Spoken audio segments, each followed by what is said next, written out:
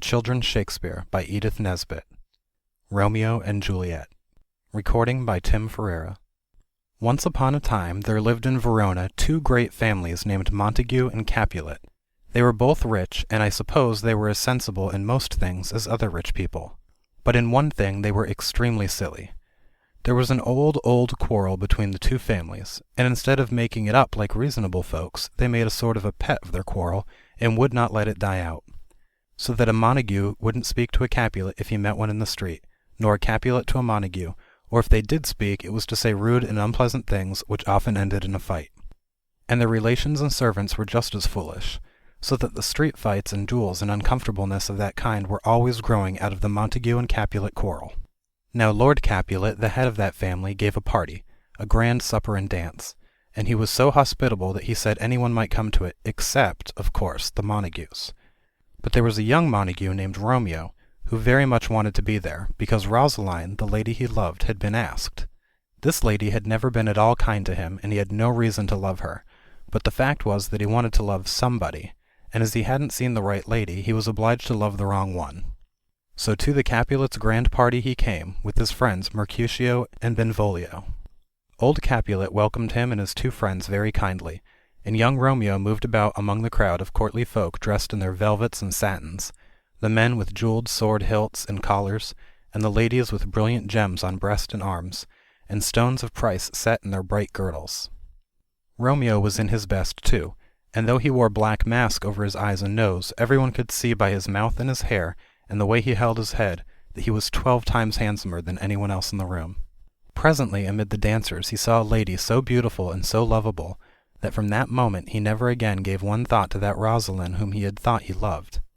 And he looked at this other fair lady as she moved in the dance in her white satin and pearls, and all the world seemed vain and worthless to him compared with her. And he was saying this, or something like it, to his friend, when Tybalt, Lady Capulet's nephew, hearing his voice, knew him to be Romeo.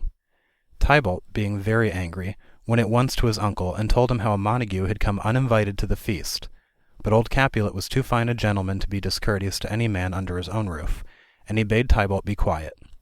But this young man only waited for a chance to quarrel with Romeo. In the meantime Romeo made his way to the fair lady, and told her in sweet words that he loved her, and kissed her. Just then her mother sent for her, and then Romeo found out that the lady on whom he had set his heart's hope was Juliet, the daughter of Lord Capulet, his sworn foe. So he went away, sorrowing indeed, but loving her none the less. Then Juliet said to her nurse, "Who is that gentleman that would not dance?" "His name is Romeo, and a Montague, the only son of your great enemy," answered the nurse. Then Juliet went to her room and looked out of her window over the beautiful green-grey garden where the moon was shining. And Romeo was hidden in that garden among the trees, because he could not bear to go right away without trying to see her again. So she, not knowing him to be there, spoke her secret thought aloud, and told the quiet garden how she loved Romeo. And Romeo heard and was glad beyond measure.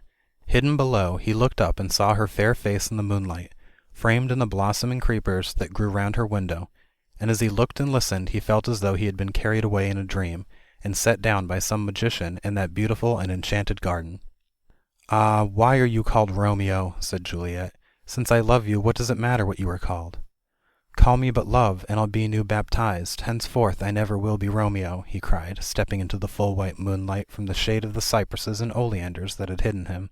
She was frightened at first, but when she saw it was Romeo himself, and no stranger, she too was glad, and, he standing in the garden below, and she leaning from the window, they spoke long together, each one trying to find the sweetest words in the world, to make that pleasant talk that lovers use. And the tale of all they said, and the sweet music their voices made together, is all set down in a golden book, where you children may read it for yourselves some day. And the time passed so quickly, as it does for folk who love each other and are together, that when the time came to part, it seemed as though they had met but that moment, and indeed they hardly knew how to part. "I will send to you tomorrow," said Juliet. And so at last, with lingering and longing, they said good-bye. Juliet went into her room, and a dark curtain hid her bright window. Romeo went away through the still and dewy garden like a man in a dream. The next morning, very early, Romeo went to Friar Lawrence, a priest, and telling him all the story, begged him to marry him to Juliet without delay. And this, after some talk, the priest consented to do. So when Juliet sent her old nurse to Romeo that day to know what he proposed to do, the old woman took back a message that all was well and all things ready for the marriage of Juliet and Romeo on the next morning.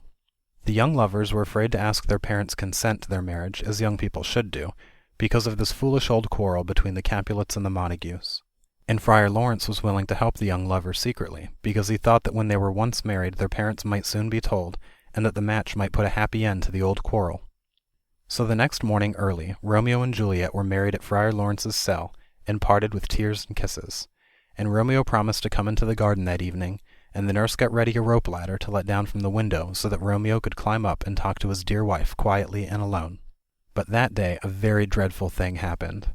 Tybalt, the young man who had been so vexed at Romeo's going to the Capulets' feast, met him and his two friends, Mercutio and Benvolio, in the street, called Romeo a villain, and asked him to fight. Romeo had no wish to fight with Juliet's cousin, but Mercutio drew a sword, and he and Tybalt fought. And Mercutio was killed.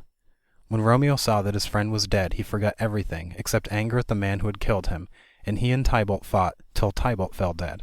So on the very day of his wedding, Romeo killed his dear Juliet's cousin, and was sentenced to be banished. Poor Juliet and her young husband met that night indeed. He climbed the rope ladder among the flowers, and found her window, but their meeting was a sad one, and they parted with bitter tears and hearts heavy, because they could not know when they should meet again. Now Juliet's father, who of course had no idea that she was married, wished her to wed a gentleman named Paris, and was so angry when she refused, that she hurried away to ask Friar Lawrence what she should do. He advised her to pretend to consent, and then he said, "I will give you a draught that will make you seem to be dead for 2 days, and then, when they take you to church, it will be to bury you, and not to marry you. They will put you in a vault, thinking you are dead, and before you wake up, Romeo and I will be there to take care of you. Will you do this, or are you afraid?" "I will do it. Talk not to me of fear," said Juliet. And she went home and told her father she would marry Paris. If she had spoken out and told her father the truth, well, then this would have been a different story. Lord Capulet was very much pleased to get his own way, and set about inviting his friends and getting the wedding feast ready. Everyone stayed up all night, for there was a great deal to do and very little time to do it in. Lord Capulet was anxious to get Juliet married, because he saw she was very unhappy. Of course she was really fretting about her husband Romeo, but her father thought she was grieving for the death of her cousin Tybalt, and he thought marriage would give her something else to think about. Early in the morning the nurse came to call Juliet and to dress her for the wedding, but she would not wake, and at last the nurse cried out suddenly, "Alas! alas! help! help! My lady's dead! Oh, well a day that ever I was born!" Lady Capulet came running in, and then Lord Capulet, and Lord Paris, the bridegroom. There lay Juliet, cold and white and lifeless, and all their weeping could not wake her. So it was a burying that day instead of a marrying. Meantime Friar Lawrence had sent a message to Mantua with a letter to Romeo telling him of all these things, and all would have been well, only the messenger was delayed and could not go. But ill news travels fast. Romeo's servant, who knew the secret of the marriage but not of Juliet's pretended death, heard of her funeral and hurried to Mantua to tell Romeo how his young wife was dead and lying in the grave. "It is so," cried Romeo, heartbroken. "Then I will lie by Juliet's side tonight." And he bought himself a poison and went straight back to Verona. He hastened to the tomb where Juliet was lying. It was not a grave, but a vault. He broke down the door, and was just going down the stone steps that led to the vault where all the dead Capulets lay, when he heard a voice behind him calling on him to stop. It was the Count Paris, who was to have married Juliet that very day. "How dare you come here and disturb the dead bodies of the Capulets, you vile Montague?" cried Paris. Poor Romeo, half mad with sorrow, yet tried to answer gently. "You were told," said Paris, "that if you return to Verona you must die." "I must indeed," said Romeo. "I came here for nothing else.